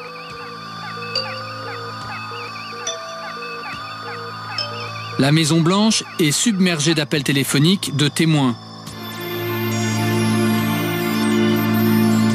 L'événement fait la une de la presse. Un général d'état-major de l'armée de l'air donne alors une conférence de presse. Je suis ici pour parler des soi-disant soucoupes volantes. L'intérêt manifesté par l'US Air Force pour ce problème résulte de l'obligation d'identifier et d'analyser de notre mieux tout objet se trouvant dans l'espace aérien américain et pouvant constituer une menace pour les États-Unis. La presse titre sur les soucoupes volantes, mais la version officielle évoque une inversion de température tout à fait naturelle. Une couche d'air chaud dans le ciel aurait renvoyé des écho-radars qui venaient en réalité du sol. Une version qui n'explique pas les manœuvres de ces objets. Cette conférence de presse fut la première et la dernière d'un général sur le sujet. Dans les années 50 et 60, l'armée de l'air poursuit son programme de recherche sur les ovnis, mais elle ne communique plus. Elle enquête sur toutes les observations signalées. 13 000 rapports qui dorment aujourd'hui aux archives nationales de Washington. Nous avons pu les consulter. La plupart des phénomènes ont une explication, comme ces photos. Là, c'est en réalité un avion au-dessus du Capitole. Ici, une réflexion de la lumière sur l'objectif de l'appareil photo. Synthèse mois par mois des phénomènes non identifiés en 1951. Au mois d'août, 15 observations sont faites par des pilotes civils ou militaires. En face, le résultat de l'enquête. Pas de conclusion, pas d'explication non plus au phénomène, dossier classé. Au total, près de 700 cas sont restés inexpliqués. Il y a aussi des dessins faits d'après les observations de militaires américains. Ici, le 24 juillet 1948, un pilote et son copilote ont vu cet engin passer à proximité de leur avion. Un engin de 15 mètres de long, les passagers ont confirmé leur témoignage. Mais en 1969, les États-Unis ont annoncé qu'ils arrêtaient d'enquêter sur les ovnis. Officiellement, selon l'armée de l'air, l'étude des phénomènes aériens non identifiés n'a jamais rien apporté de concluant. Voilà donc pour cet extrait de votre documentaire, Patrice Desmazeries. Alors voilà, on entend la dernière phrase, ça n'a jamais rien apporté de concluant. Est-ce que c'est vraiment le cas? Il n'y a rien qui a été fait depuis? Non, disons que les différentes agences américaines continuent de relever les témoignages. Il y a eu des rapports de la CIA qui ont pu être déclassifiés, ont assez aperçu effectivement qu'ils continuent de recueillir des témoignages quand ça concerne une partie de la population qui est importante. Mais moi, je n'ai pas découvert, en tout cas avec le travail que j'ai fait, un bureau d'études spéciales consacré aux ovnis ou aux phénomènes aériens non identifiés. Il n'y a même pas de l'équivalent du GIPAN aux États-Unis, ça n'existe pas. Non, pas du tout. Officiellement, depuis la publication du rapport Condon, qui était le rapport d'une université américaine justement qui concluait au non-intérêt de ces études, ils ont officiellement tout arrêté. Ce qui est vrai, c'est que on a aujourd'hui quand même des phénomènes aux États-Unis qui sont assez nombreux. Avec des témoignages quelquefois particulièrement troublants. Et c'est quand même bizarre de voir que dans ce cas-là, le gouvernement américain, enfin les autorités américaines ne communiquent absolument pas. C'est-à-dire qu'il n'y a même pas une enquête qui devrait être menée, notamment sur les lumières de Phénix ou des phénomènes qui sont particulièrement troublants. On parlera des lumières de Phénix en fin d'émission. Mais justement, vous avez essayé pour prendre contact avec les institutions américaines et à chaque fois, c'est quoi? C'est refus? On ne communique c'est tout ça simplement... n'existe plus, tout a brûlé. Oui, ça n'a aucun intérêt, on ne communique plus dessus et voilà, c'est no comment. Ouais. Alors, Jean-Pierre Petit, justement, je me tourne vers vous maintenant avec ce livre OVNI et armes secrètes américaines. Vous, récemment, on n'est pas dans les années 50, on est beaucoup plus tard dans le temps. Vous avez rencontré des personnes lors de conférences ou lors de congrès à droite à gauche. Vous avez rencontré des personnes qui connaissent ce qui se passe aux États-Unis. Est-ce que pour vous, justement, la recherche aux États-Unis est toujours active sur ce sujet? C'est exactement ce que j'ai entendu, moi, à Brighton, en décembre 2000. Et j'ai rencontré des gens qui étaient impliqués dans des projets de ce genre. Et en discutant avec eux, je me suis rendu compte que c'était des gens compétents, quoi, c'est tout. Par exemple, c'est là que j'ai découvert qu'il y avait des torpilles hyper véloces qui allaient à des vitesses phénoménales. À cette époque-là, personne ne le savait. Maintenant, on commence à savoir qu'il y a des torpilles qui vont à 500 km/h. Mais à l'époque, quand j'ai entendu ça, moi, j'ai ouvert aussi un petit peu des yeux ronds. Puis maintenant, c'est pas 500 km/h, c'est 2000. Il y a des torpilles MHD. Et quand j'ai discuté avec ce gars-là, dont je ne vais pas donner le nom parce que je préfère que ce soit confidentiel, je lui ai dit, mais comment est-ce que vous savez tout ça? Il me dit, c'est moi qui ai développé la torpille MHD américaine. Voilà. Alors le rapport entre la torpille MHD américaine dont vous parlez et le rapport avec les ovnis dont on parle, est-ce qu'il y a un lien? Est-ce que ces phénomènes sont étudiés concrètement aux États-Unis, ce même ovni? Quand j'ai parlé à ces gens-là, ils m'ont dit, mais bien sûr, nous, on est au courant depuis 1947, il n'y a pas de problème. Pour eux, c'est une chose naturelle. Je vous assure, c'était mâchoire décrochée. Pour eux, c'est qui pour eux? C'est-à-dire, c'est une élite gouvernementale, c'est les services secrets, c'est pas le... Enfin, qui est au courant? Puisqu'officiellement, on n'a jamais entendu dire, on parlait de Roswell en début d'émission dans le petit sujet, oui, nous avons eu contact avec un cas d'OVNI avéré, c'est carrément pas le discours qui tienne, au contraire. Je veux dire, il y a des strates comme ça, il y a des étages où on ne pénètre pas, c'est tout. Et là, tout d'un coup, vous vous retrouvez avec des gens qui ont les credentials, ils ont l'accréditation, c'est tout. Ils sont dans le coup. Mais par exemple, les gens que vous avez rencontrés, eux, ils ont ordre de ne rien dire ou ils sont pas au courant. Mais il y a des études très intenses aux États-Unis. Il n'y a pas de problème. Mais ces recherches dont vous parlez, elles ont été concrètement, je veux dire, apportées par des études sur les ovnis? Bien sûr. Totalement. Mais bien sûr. Et des ovnis, donc je pousse encore le bouchon un peu plus loin, pour vous, forcément d'une intelligence non terrestre? Ça me paraît difficile qu'il y ait une autre hypothèse, vous savez, franchement. Étant donné les témoignages, les histoires des années 50, on ne peut pas faire marcher des trucs comme ce que racontait Michaud en 75. On fait pas circuler un dirigeable à 9000 km/h avec la technologie de 1975, c'est pas possible. Ou alors j'ai loupé un épisode. Hein. Oui, même encore maintenant. Alors, Gilles Pinon, vous avez entendu un petit peu ce qui se passe autour de cette table. Donc voilà, on a des cas concrets. On a a priori les États-Unis qui ont plus qu'une longueur d'avance sur nous. Dixit Jean-Pierre Petit. On a pas mal de cas concrets, en tout cas souvent avérés. Le gouvernement français, vous, c'est un petit peu votre cible, en gros, dire il va falloir se bouger. Et pourquoi? Donc par rapport aux États-Unis, vous savez qu'ils sont plus en avance que nous, les autres pays, la France en est vraiment en retard, il est temps qu'on se lève un petit peu les manches? Il y a quelques éléments qui laissent à penser effectivement qu'ils ont pris beaucoup d'avance sur nous. En tout cas, moi je suis certain d'une chose, c'est qu'aux États-Unis, on ne fait pas d'impasse. Et il est impensable que les états-majors et que le Pentagone n'ait pas été mis au travail sur des événements aussi extraordinaires que ceux qui nous ont été décrits tout à l'heure. Et il faut savoir que les états-majors ont des méthodes de travail. Or là, nous sommes en présence d'un phénomène, vous l'évoquiez à l'instant, qui est vraisemblablement intelligent, qui ne répond pas aux lois ordinaires de la nature, qui est discret, furtif, brouillé. Or, les états-majors disposent d'une méthode pour étudier ce genre de phénomène. C'est la méthode des états-majors qui a été mise au point aux États-Unis pendant la Deuxième Guerre mondiale, en même temps que à la même époque que la recherche opérationnelle. La recherche opérationnelle, c'est ce qui permet de faire une analyse d'une situation lorsqu'il n'y a que des données, disons, naturelles, modélisables, mais lorsqu'il y a une intelligence dont les motifs sont incertains.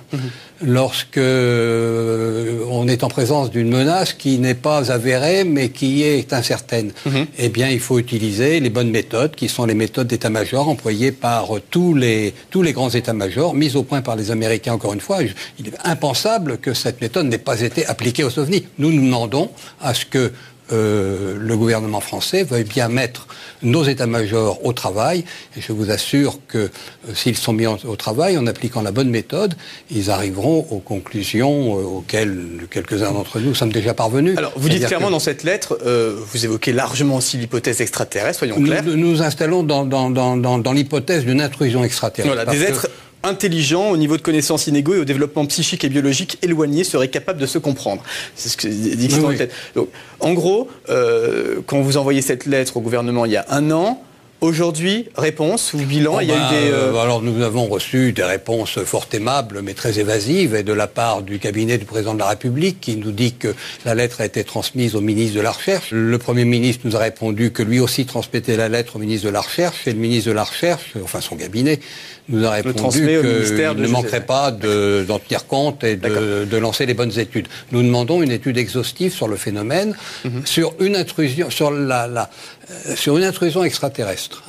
Nous demandons une étude de validation de l'hypothèse extraterrestre. En deuxième partie de l'émission, on parlera d'un point de vue stratégique, qui est aussi au cœur du jeu, justement. Oui, parce que il est certain que si effectivement l'étude valide l'hypothèse de l'intrusion extraterrestre, il faut bien voir que nous sommes en présence donc d'une civilisation qui nous observe, qui a une politique, qu'en application de cette politique, elle a une stratégie, et qu'il est donc urgent de réfléchir à la stratégie qu'il faut lui opposer. Or, nous sommes parvenus à la conclusion que le phénomène n'était vraisemblablement pas hostile, mais qu'il était peut-être éminemment dangereux pour des raisons de choc culturel. C'est un sujet extrêmement intéressant de savoir qu'est-ce qui se passerait si il y avait un éventuel contact.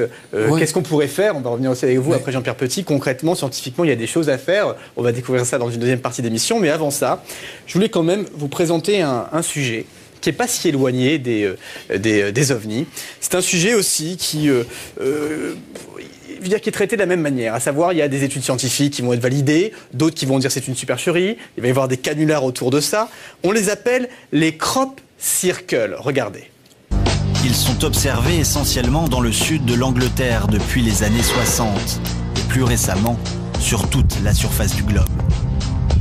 À ce jour, leur nombre est évalué à plus de 5000. On les appelle les crop circles ou cercles de culture.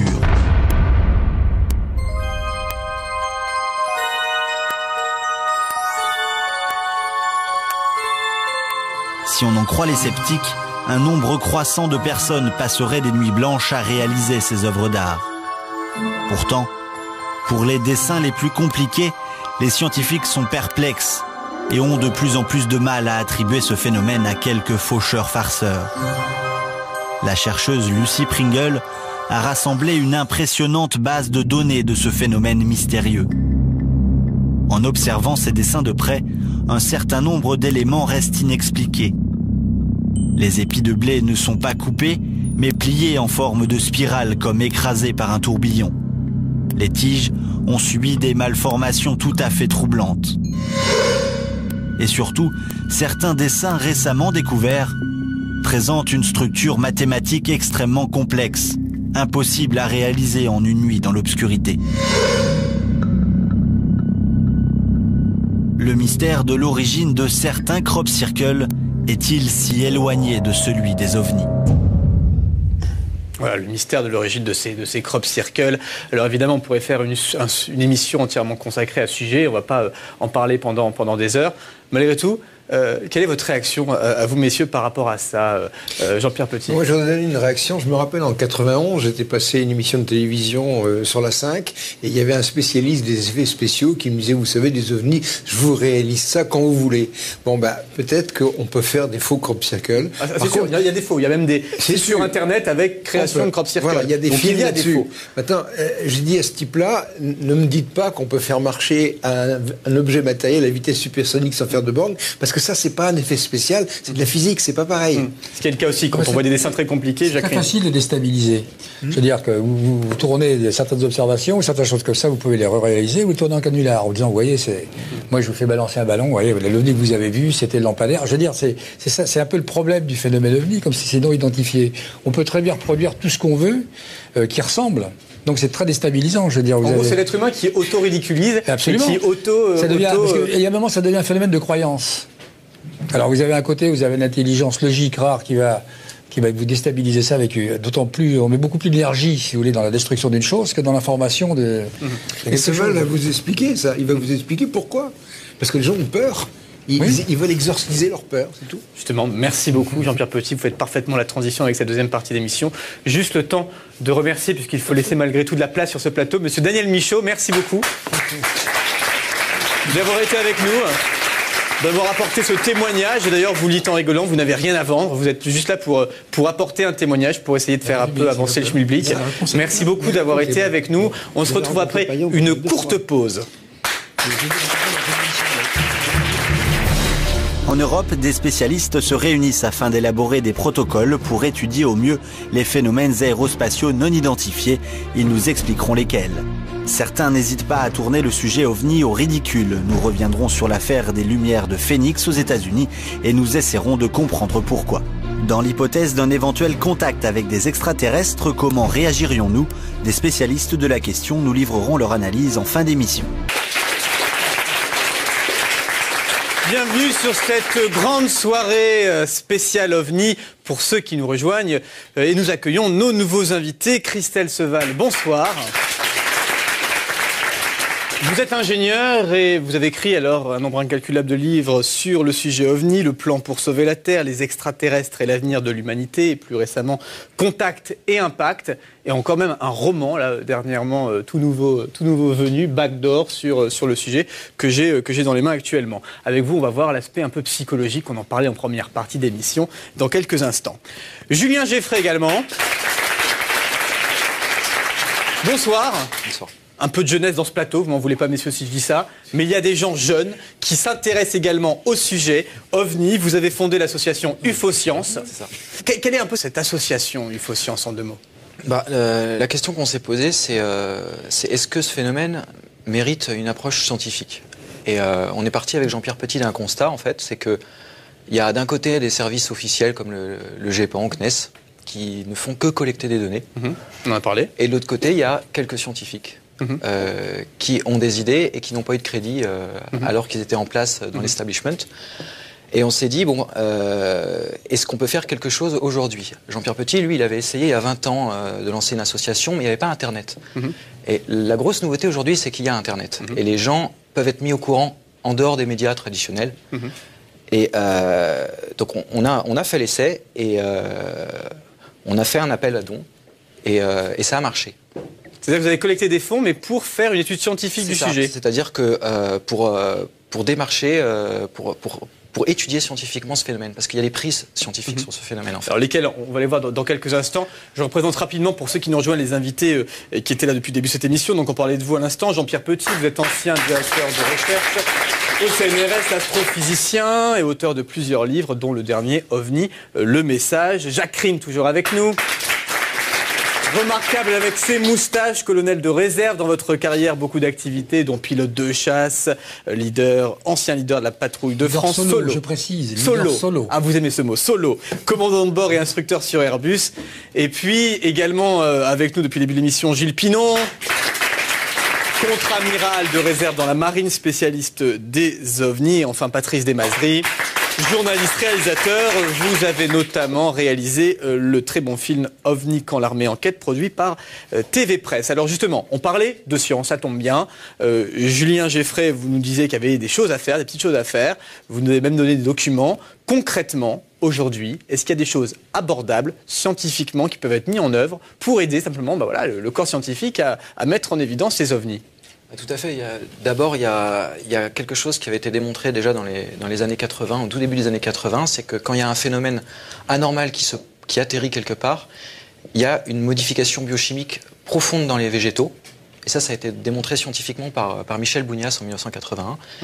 Et donc, où les végétaux avaient été prélevés et analysés en laboratoire. C'est-à-dire concrètement, c'est quand un objet volant non identifié se pose quelque part, il faut étudier les traces. Il faut étudier les traces au sol qui sont visibles et les traces invisibles qui sont dans les végétaux au niveau composition chimique des végétaux. Et Michel Bougnass a démontré qu'il y avait une modification chimique profonde dans les végétaux et qu'en plus, c'était un phénomène radiatif qui disparaissait très vite avec la distance.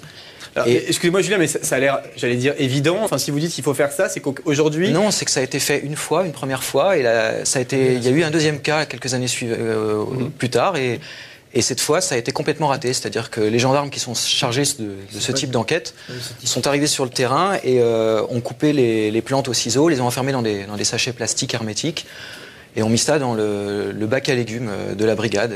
D'accord. Voilà. Et donc, le temps que ça arrive au labo, les échantillons étaient pourris. Quoi. Ah oui, d'accord. Donc, il y a le deuxième cas qui aurait pu confirmer le premier en 81, et il n'a pas été concluant à cause de ça.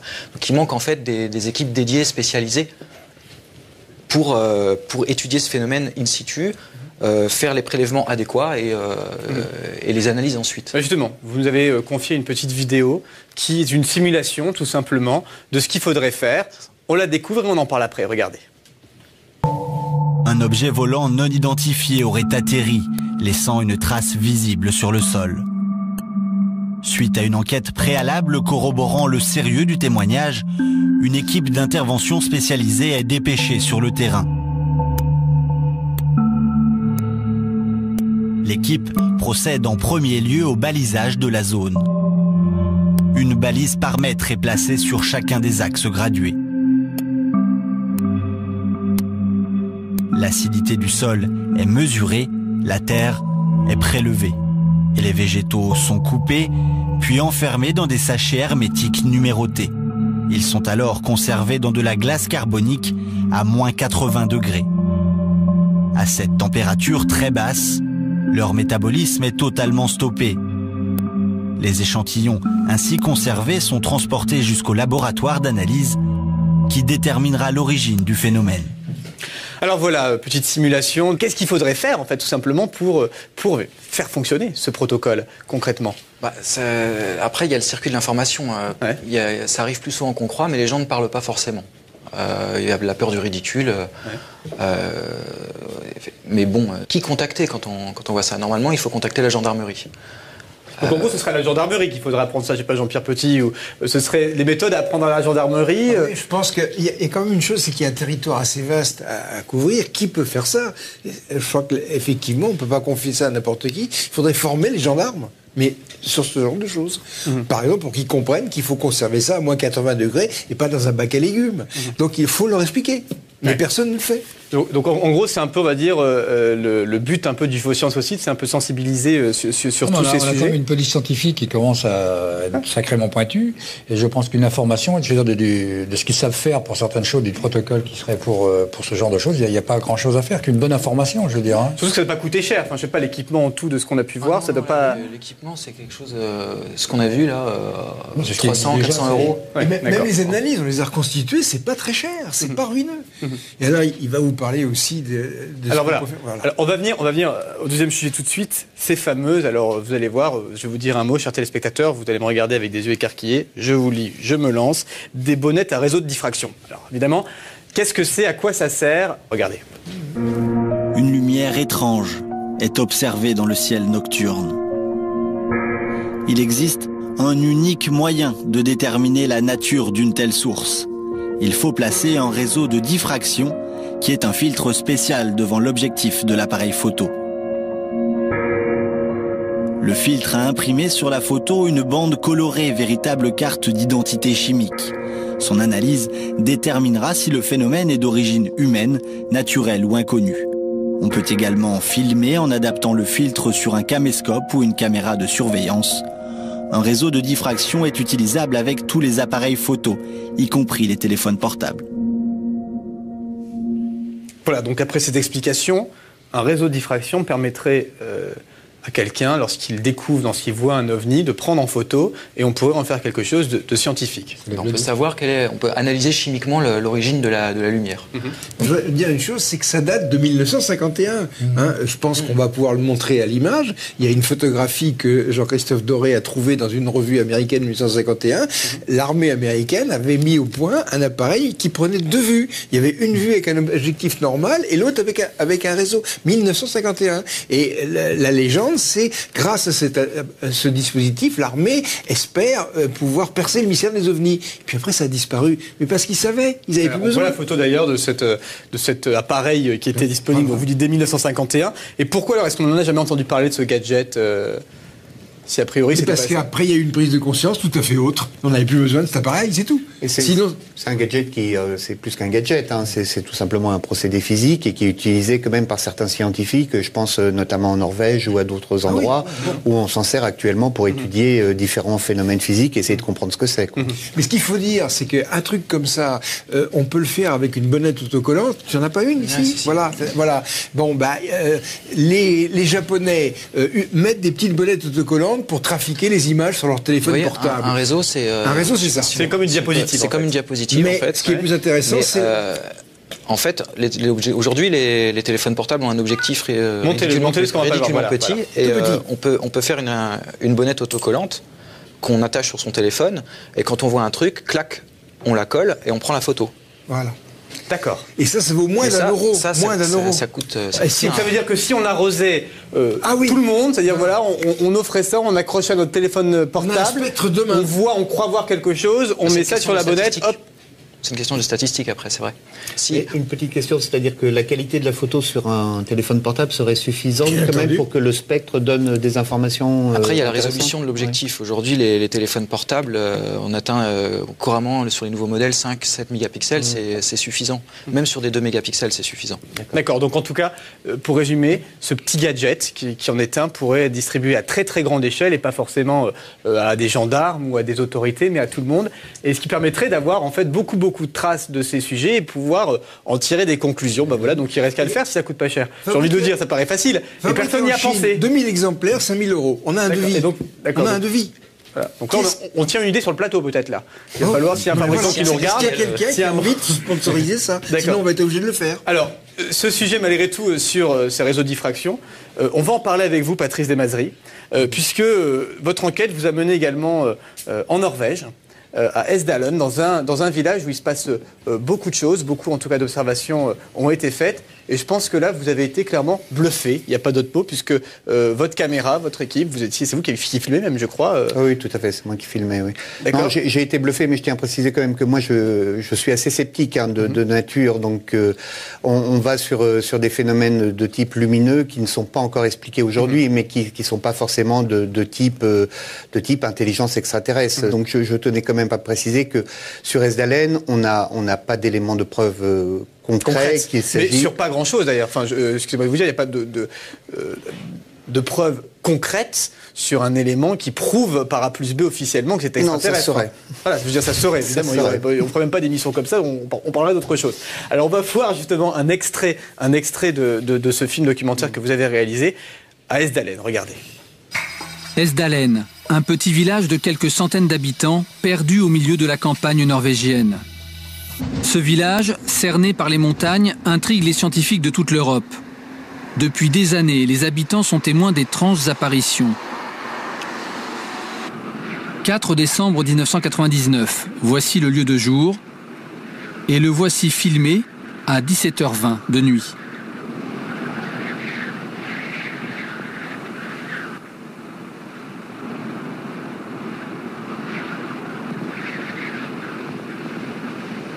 La lumière n'a pas disparu, c'est la caméra qui a cessé de tourner au bout de 12 secondes. Nous avons agrandi l'image. Cette lumière qui traverse le champ de la caméra fait partie des phénomènes d'Esdalen, comme les ont plusieurs fois photographiés les scientifiques. Nous décidons de passer la nuit dans la montagne. Nous retrouvons un groupe d'étudiants et de lycéens qui part en observation.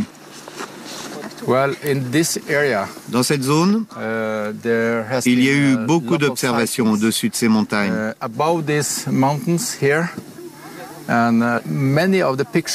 La plupart des photos des phénomènes ont été faites sur ces sommets. Le matériel est déployé, l'attente commence. Le froid s'installe avec la nuit, il fait moins 5 degrés. Et tout à coup, à 22h10, des cris.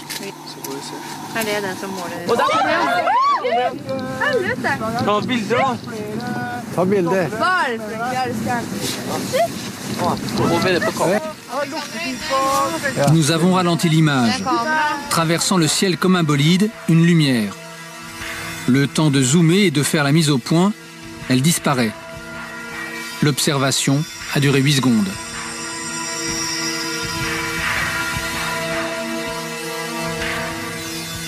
Voici la même image agrandie.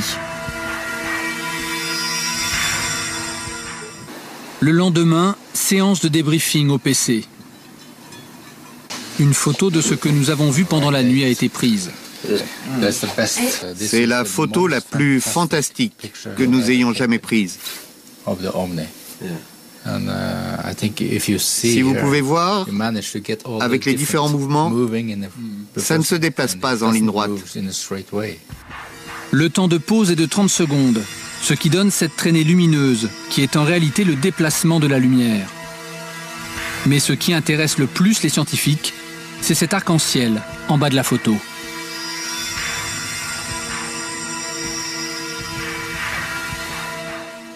C'est le spectre lumineux.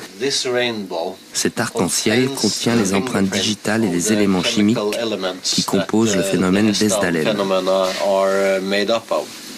On peut voir en analysant ce spectre si c'est un objet solide ou non, comme du plasma ou du gaz.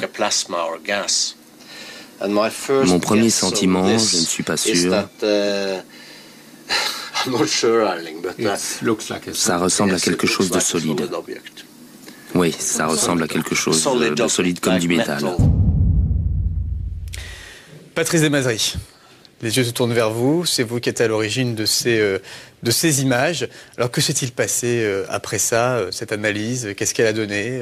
J'imagine que là, plus que le journaliste, il y a l'homme qui reprend le dessus en disant j'étais témoin d'un phénomène, je veux en savoir oui, il y a deux choses. Il y a déjà évidemment le choc du phénomène visuel et le trouble que ça peut susciter chez quelqu'un qui ne croit pas au phénomène ovni, enfin de manière direct. Et donc, effectivement... Clairement, c'est-à-dire vous ne croyez pas aux extraterrestres au départ, pour être très précis sur les pour être très précis, je pense que ça relève pour l'instant, enfin, tant qu'on ne m'aura pas démontré de manière claire que les extraterrestres existent, enfin, je pense que les extraterrestres, qu'il y a une forme de vie quelque part dans l'univers, mais après qu'ils viennent sur Terre, c'est une autre histoire, quoi.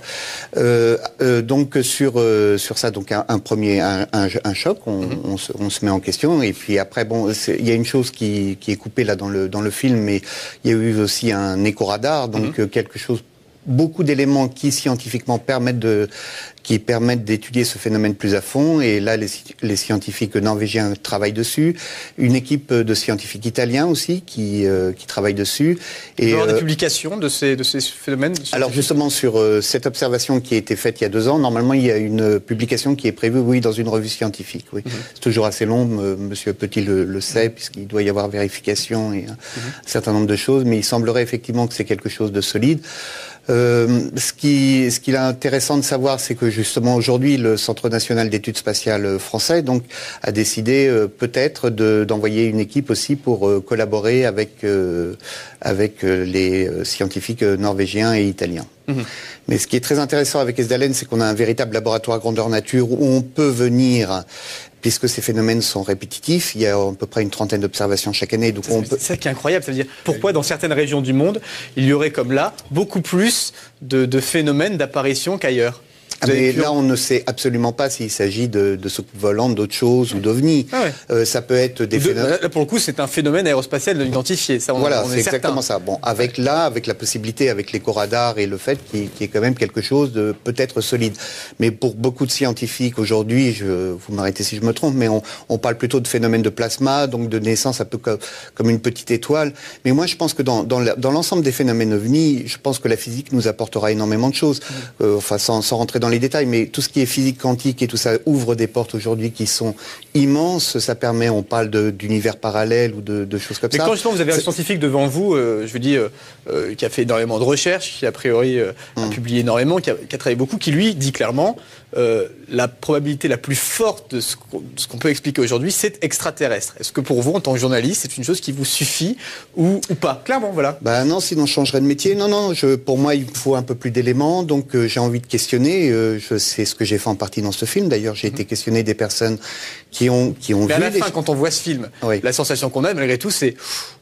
Vous ne donnez pas de réponse, mais on sent quand même... Moi, je voudrais qu'on arrête de traiter ça, de tourner ça au ridicule à chaque fois. Donc, qu'on essaye de prendre conscience qu'il y a effectivement des phénomènes aériens non expliqués dans le ciel, que ces phénomènes aériens, on sait que les 3/4 effectivement sont ou des rentrées dans l'atmosphère ou des phénomènes naturels, que derrière il reste toujours une petite part irréductible et qu'il faudrait peut-être s'y intéresser de manière... Jacques Rine, de Daniel Michaud, de ce qu'on a pu entendre de manière assez sérieuse. Et d'autres cas aussi où il y a justement confirmation radar qui sont quand même des cas assez tangibles. Et là, c'est vrai que ça mérite étude approfondie si on le peut. Mais ce qui est vraiment intéressant avec Esdalen, c'est que là, justement, comme il y a une régularité dans ces apparitions, on peut se donner les moyens aujourd'hui. Ils ont déjà un certain nombre de moyens. Ils ont sur place, ils ont plusieurs laboratoires. Mais je veux dire, on peut amplifier ces moyens pour essayer de cerner un peu mieux, de comprendre un peu mieux ce qui se passe dans le ciel là-bas, quoi. Gilles Pinon, vous vouliez intervenir, je vais à un moment vous regarder. Non, je voulais simplement dire que rien ne prouve, il est à mon avis un peu hasardeux de dire que l'Aden et les ovnis qui ont survolé les silos des missiles Minutemen américains en 1967 relèvent de la même explication. Certes, dans les deux cas, il s'agit de phénomènes aérospatiaux non identifiés, mais je ne pense pas une seconde qu'il s'agit de la même origine. Vous parliez justement d'affinité, j'allais dire, du phénomène avec le nucléaire. On se rend compte qu'après, et ça j'ai lu, c'est pas moi qui l'invente, après les premières explosions atomiques, donc Nagasaki, Hiroshima bien sûr, on a vu des survols, on a constaté des survols ostensibles très nombreux au-dessus des sites nucléaires, civils ou militaires. C'est vous, Christelle Seval, je vous ai entendu dire ça clairement dans une interview que vous aviez donnée. Est-ce que c'est un constat évident? Je ne suis pas un spécialiste de la question. Jean-Jacques Velasco, qui était l'ancien ingénieur chargé du GEPAN, enfin du CEPRA, a écrit un livre justement sur le sujet parce qu'il a bien vu la corrélation qu'il y a entre... Le GEPAN, donc je rappelle, le groupe d'études et d'information sur les phénomènes aérospatiaux non identifiés, Voilà. Et donc, il avait bien vu la corrélation qui existe entre le phénomène OVNI et le nucléaire, dans toutes ses formes. Effectivement, on peut citer par exemple la base de Malmstrom aux États-Unis, où il y avait ces fameux missiles Minuteman, et c'est étalé sur presque des centaines de kilomètres. Et il y a eu là, effectivement, un OVNI qui a complètement paralysé plusieurs silos. Il y a eu des enquêtes après techniques qui ont prouvé que l'arrêt total des missiles était totalement inexpliqué. Une question. Vous avez écrit un livre, Contact et Impact, qui prend l'hypothèse, pour le coup, d'avoir un contact direct avec un extraterrestre. On y va très clairement. Voilà, et vous imaginez toutes les hypothèses. Voilà. C'est l'hypothèse de départ. Qu'est-ce qui se passerait en cas de contact avec des extraterrestres intelligents? Alors j'imagine que Gilles Pinon, votre lettre qui s'adressait justement au président de la République, ce cas que décrit Christelle Seval, c'est une des positions importantes que vous voulez essayer de faire. Oui, dans la lettre, dans l'étude que nous demandons, il faudra bien s'interroger sur la raison pour laquelle il n'y a pas eu contact. Et Christelle Seval et moi-même avons les mêmes conclusions finalement, c'est que si le phénomène n'est apparemment pas hostile, il est éminemment dangereux. Il est éminemment dangereux parce que s'il y avait un contact brutal auquel nous ne serions pas préparés, nous pourrions perdre la confiance que nous avons dans notre capacité à maîtriser notre avenir. Et ce choc culturel pourrait être très dommageable. Et alors il était intéressant, et Christelle Seval l'a fait, d'étudier les conséquences que pourrait avoir un tel contact, et on s'aperçoit qu'un tel contact serait éminemment dommageable. Alors, comment ça se passerait en fait, ce contact? Votre analyse vous a poussé à quelle conclusion? L'histoire nous a appris que les civilisations primitives, exposées à des civilisations technologiquement avancées, sont vouées à s'effondrer. À juste titre, dans le langage, on dit le choc des cultures, le choc des civilisations. Eh bien, lorsqu'il y a un choc, la plus faible est extrêmement vulnérable. J'ai encore en tête ces photos qui ont fait la une de la presse il y a 1 ou 2 ans, qui montraient des Indiens d'Amazonie en train de tirer avec leurs arcs et des flèches sur l'hélicoptère qui survolait le village de façon tout à fait fortuite, quoi. Manifestement, ces Indiens n'avaient jamais rencontré d'homme occidental et de technologie, et c'était la première réaction qu'ils avaient instinctivement, une réaction de peur et de défense. Et il ne faut pas se tromper, nous sommes... Exactement, nous sommes la tribu primitive, et aujourd'hui nos arcs et nos flèches, ce sont nos avions et nos missiles. Et d'ailleurs, il y a beaucoup de témoignages de pilotes qui ont tiré sur des ovnis parce qu'on leur a donné l'ordre de tirer. Par exemple, Jean Kissling, qui a témoigné il n'y a pas longtemps, un pilote français. Donc, dit alors avoir eu l'ordre clairement de tirer sur un ovni. Il était instructeur aux États-Unis sur une base américaine. Ça se passe en 1945. Et on lui a donné l'ordre d'aller chasser des ballons-sondes suspects. Et lorsqu'il s'est approché des ballons-sondes, il a vu ceux-ci se transformer en disques. Et il a quand même tiré avec ses 8 mitrailleuses. Et il est revenu. Bon, maintenant, il témoigne. C'est dans une nouvelle association qui s'est créée, dans une association savante qui s'appelle... La 3AF. La 3AF, exactement. Et bon, il y a des tas de témoignages de pilotes comme ça qui ont tiré. Donc, nous sommes une tribu primitive. Dire que concrètement, le bilan est très négatif. Et encore une fois, vous dites que c'est pas hostile. Alors, je me mets dans l'hypothèse où les extraterrestres existeraient, qu'ils seraient vraiment dans ces fameux ovnis. S'ils avaient voulu nous détruire, ce serait fait depuis longtemps. C'est pas du tout le cas. Et en gros, il n'y a même pas d'issue, puisque vous dites clairement qu'on serait anéanti. Donc c'est un petit peu... Dans cette hypothèse, c'est un petit peu compliqué. Mais je suis toujours stupéfié de voir que... on oublie toujours l'approche sociologique lorsqu'on aborde le phénomène OVNI. Or, l'approche sociologique a, par exemple, une réponse quasi évidente à la question récurrente qui est au cœur du débat, quand même, qui est si les extraterrestres sont là, pourquoi ne se manifestent-ils pas ? Oui. Moi, je suis jaloux, j'en ai jamais vu. La réponse, c'est que notre civilisation ne le supporterait pas. Nous ne sommes pas capables d'absorber le choc culturellement. Jacques Rine. Ben oui, moi, j'ai un peu imaginez qu'on soit à la période des Gaulois, un Gaulois qui est dans son champ, à l'époque des Romains, et qui va passer un blériot. Tiens, c'est le 100e anniversaire de Blériot. Imaginez Imaginons, mettons-nous dans la tête d'un Gaulois avec sa pensée politiquement correcte de l'époque, son analyse politiquement correcte de l'époque, il voit passer ça dans son ciel. Moi, dans mon expérience à laquelle je reprends de temps en temps, je dis, bon, moi j'en reste à l'objet volant non identifié, mais ça n'empêche pas de gamberger, on peut. Et là, après, ça devient un problème de foi, ça devient un problème de culture, c'est une réponse à une peur, c'est un espoir. Moi, je veux dire une chose, c'est que c'est quand même une déception pour moi qui suis dans la communauté scientifique de voir que les scientifiques qui ont les outils intellectuels pour s'approcher de ces choses-là sont les gens qui ont le plus peur. Moi, j'ai appelé ça la cosmotrouille.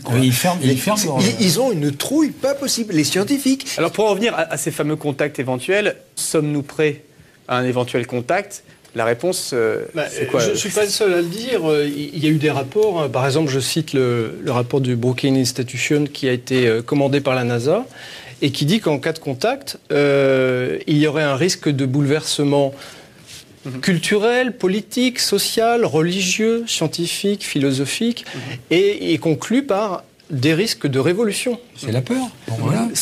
C'est notre incapacité à affronter un inconnu aussi immense.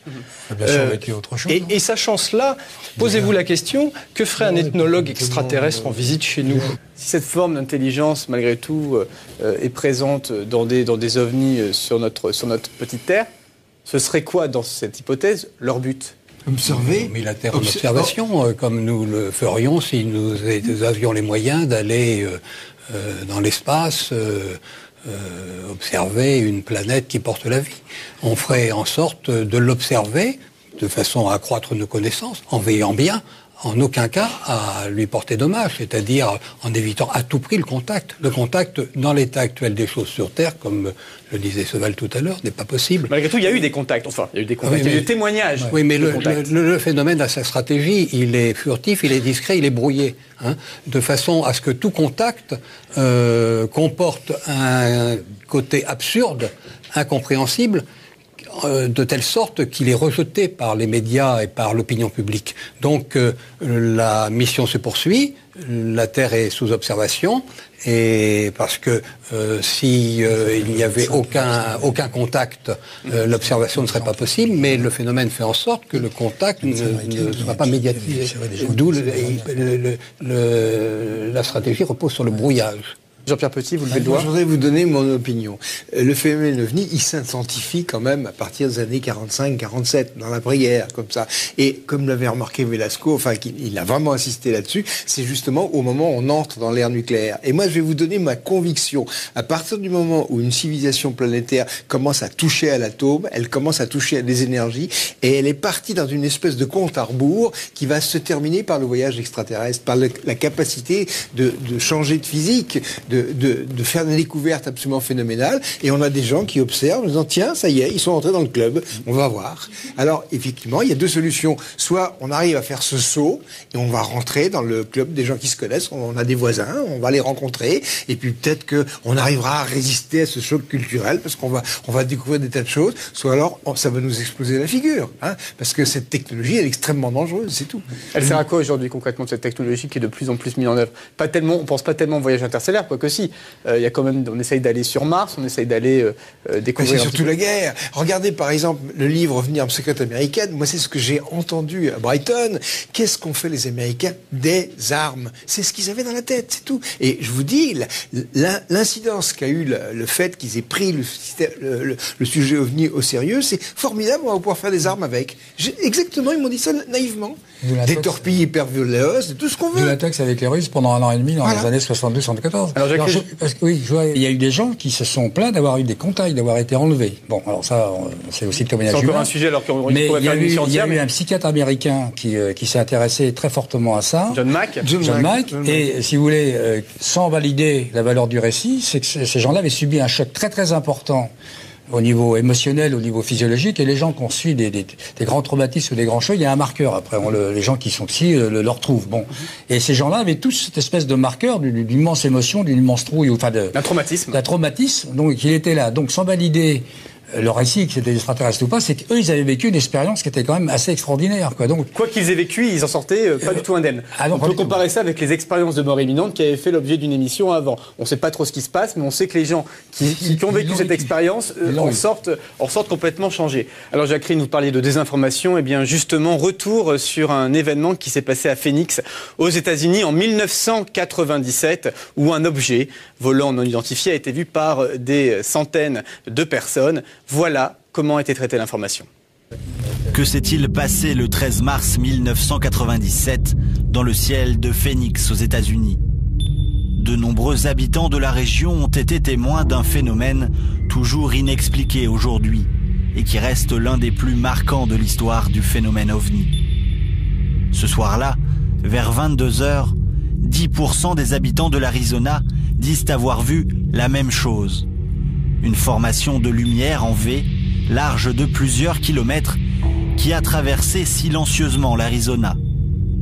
Certains n'ont pas hésité à prendre leur caméscope pour filmer la scène. Figure this one out. There's a double. There's a third one. Hey, Sue? All right, you tell me what it is. Oh, what do we got? Hey, Sue! Oh my God! Oh. The time is about 10 o'clock, Sue? Yes. 10 o'clock, March 13th, Thursday night. Le sujet prend une grande ampleur. La mairie reçoit un nombre incalculable d'appels et les médias relayent largement l'information.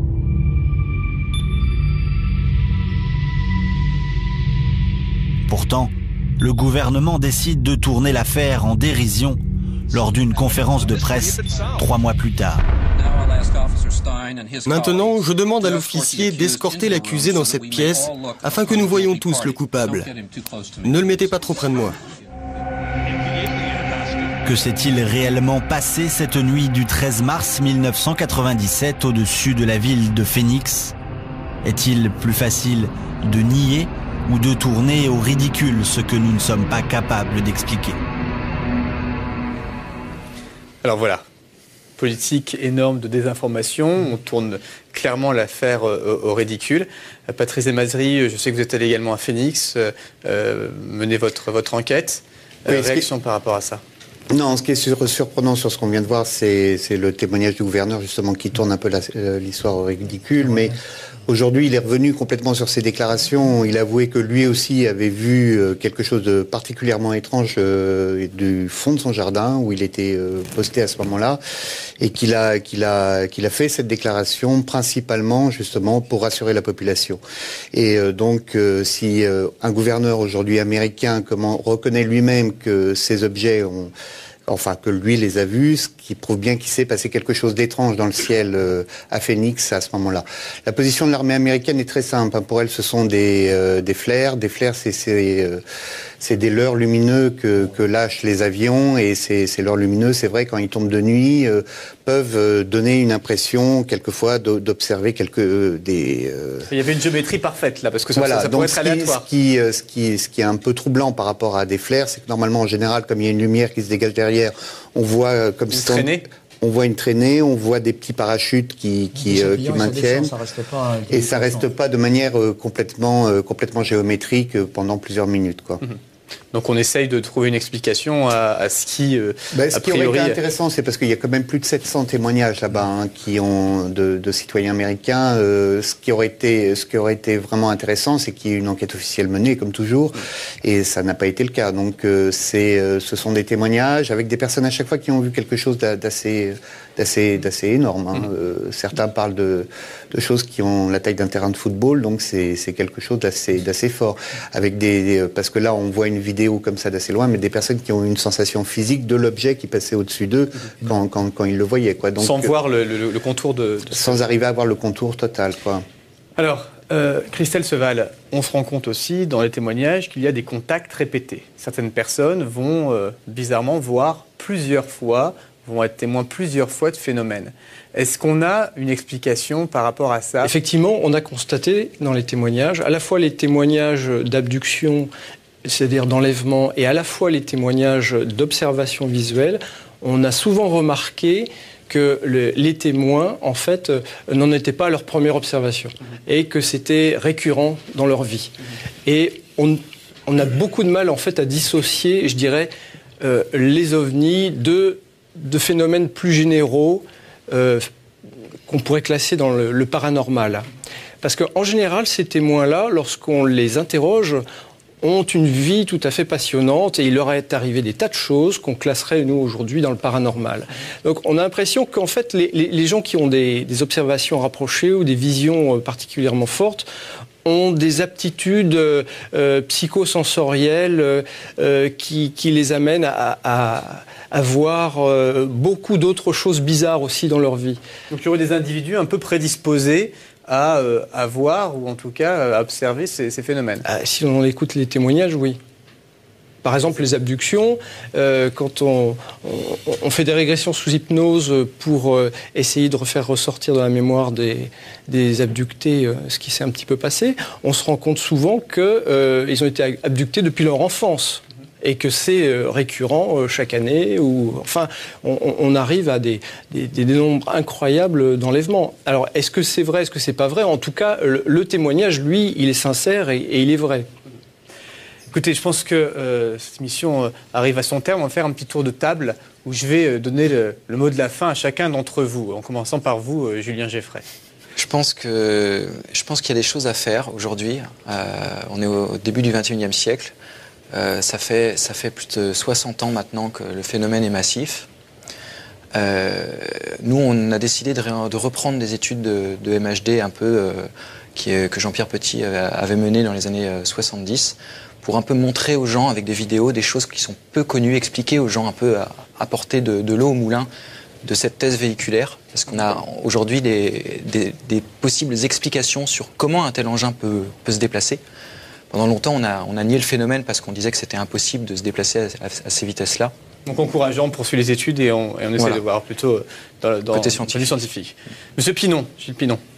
Eh bien, oui, nous avons vu que le phénomène OVNI met en question la science, mais il met aussi en question, comme nous l'évoquions à l'instant, notre capacité à maîtriser notre avenir et c'est la raison pour laquelle on comprend bien que le phénomène se montre discret au point d'éviter le contact jusqu'à ce que nous soyons suffisamment préparés pour le supporter sans dommage. Tôt ou tard, il faudra bien établir ce contact, mais ce contact, nous devons nous y préparer et aujourd'hui, ça n'est certainement pas l'heure de le provoquer. Jacques Crine, qui côtoie les cieux régulièrement. Écoutez, cette théorie, c'est vrai que je crois qu'il faut rester en état d'écoute attentif et bienveillant. Parce qu'on n'est peut-être pas arrivé au niveau de conscience, au niveau technologique, déjà pour expliquer ou pour comprendre, et puis pour peut-être effectivement avoir un contact. Ça, c'est un supplément d'âme qu'on doit attendre, peut-être. Christelle Seval. Bien, il y a le pionnier russe des fusées qui disait « La Terre est notre berceau, mais peut-on rester toute sa vie dans un berceau ?» Voilà. Belle image, belle image. Patrice Desmazeries, le journaliste. Oui, moi sans parler d'OVNI, parce que je pense qu'on va très vite, je pense qu'il serait quand même intéressant d'étudier déjà les phénomènes aériens non identifiés qui traversent le ciel un peu partout, et qu'on se donne les moyens, c'est vrai, d'avoir une structure qui puisse l'étudier de manière scientifique et sérieuse. Pour éviter aussi certains débords et certains dérapages, quelquefois. Voilà. Audacieux et des manipulations. Et enfin, Jean-Pierre Petit. Écoutez, moi, j'ai mis quelque chose dans ce livre, là, OVNI, le message, et je pense qu'il y a quand même quelque chose qui vient vraiment de sortir. Je peux vous dire, vous me l'avez donné aujourd'hui, j'ai même pas pu le lire, il est tout frais. Voilà, c'est quelque chose qu'on peut extraire de ce message OVNI. Moi, je dirais que ce que ces études m'ont apporté, c'est surtout de réfléchir à ce qui se passait sur Terre. Sur Terre, on a un phénomène qui est le vivant. Et qu'est-ce que fait la vie? La vie, elle se complexifie, elle étend son champ relationnel. Ça, c'est la phénoménologie, c'est ce qu'on constate depuis que la vie est apparue sur Terre. Elle étend son champ relationnel. Alors, à ce moment-là, si la technologie n'existe pas, ça s'arrête à la Terre. Parce que c'est pas un goéland avec des ailes gigantesques qui va pouvoir aller dans les autres étoiles. Donc la technologie serait un point de passage obligé pour arriver à quitter la Terre. Et dans la mesure où, moi c'est un peu mon idée, parce qu'on a toujours des croyances, la pensée c'est un système organisé de croyances. La vie c'est quelque chose qui est piloté un petit peu. Donc on a une espèce mammifère qui est l'homme, tout d'un coup se voit doté de l'intelligence, se voit doté de la technologie, et le but c'est le voyage interstellaire. Et autour de nous on a des gens qui se disent, quand est-ce qu'ils vont comprendre que ça sert à ça? Ils sont en train de s'en servir pour se taper dessus, alors que c'est pas fait pour. Et vous, scientifiques, ce voyage interstellaire, vous le prévoyez pour quand? On ne le verra pas, nos petits-enfants ne le verront pas. Mais bien sûr que si, moi je pense que c'est très proche. Je pense qu'on manipule les énergies, je pense qu'on est capable de changer notre vision de l'univers. Actuellement, vous prenez des choses comme la théorie de la supercorde et tout ça, notre physique, elle est en crise. Or, quand il y a une crise, c'est quelque chose va se passer. Regardez l'émergence de la relativité restreinte. Avant, la physique elle patinait. Tout d'un coup, il y a une explosion, il y a la mécanique quantique. On est exactement à la veille d'un truc comme ça. Et c'est la retombée de ces choses-là, ce sera le voyage interstellaire. C'est tout. Ce sera le mot de la fin. Merci beaucoup Jean-Pierre Petit. Vous avez donc publié ce livre, OVNI, le message, édité par vous-même, et puis le livre dont on a parlé au cours de l'émission, OVNI et armes secrètes américaines, l'extraordinaire témoignage d'un scientifique aux éditions Albin Michel. Jacqueline, merci beaucoup d'avoir été avec nous également. Et vous avez également une annonce à faire. Je sais que prochainement, fin mai, 30 et 31 mai, une grande manifestation. Une grande page d'histoire de l'aviation. À la Ferté-Alais. Ferté-Alais. Chez Jean Salis. Donc un rendez-vous à pas manquer. L'histoire de l'aviation jusqu'au Warbird. Ah ouais, depuis le Berriot, Voilà, vous avez déjà des ovnis extraordinaires. Vous avez déjà un client. Christelle Seval, merci beaucoup. Vous êtes l'auteur de Contact et Impact, Extraterrestre Contact et Impact, voilà, je l'ai dans la main, et également plus récemment ce roman Backdoor, qui est sorti tout récemment. Mois d'avril. Voilà, mois d'avril. Merci beaucoup. Julien Geffray, merci beaucoup. On retrouve tous vos travaux sur un site, ufo-science.com, qui apparaît à l'écran. Gilles Pinon, merci beaucoup. Alors, vous reviendrez quand même nous raconter un petit peu les suites de cette lettre que vous avez envoyée au gouvernement. On prendra rendez-vous prochainement. Merci beaucoup. Et enfin, Patrice Desmazeries, merci d'avoir été avec nous durant cette émission. On a vu les extraits du film que je conseille, OVNI, Quand l'armée enquête, publié par TV Presse. Merci d'avoir été avec nous. Et diffusé par Canal+. Pardon ? Et qui avait été diffusé par Canal+, il y a un qui an. nous a permis de produire ce film quand même. Qui était, voilà, merci à eux. Et puis voilà, donc c'est la fin de cette émission. Merci infiniment de l'avoir suivi. Moi-même, je terminerai par une citation, je pense, qui est de Aimé Michel, quelqu'un qui a travaillé sur le sujet. Tout envisager, mais ne rien croire. Voilà. Merci beaucoup. Très bonne soirée à tous.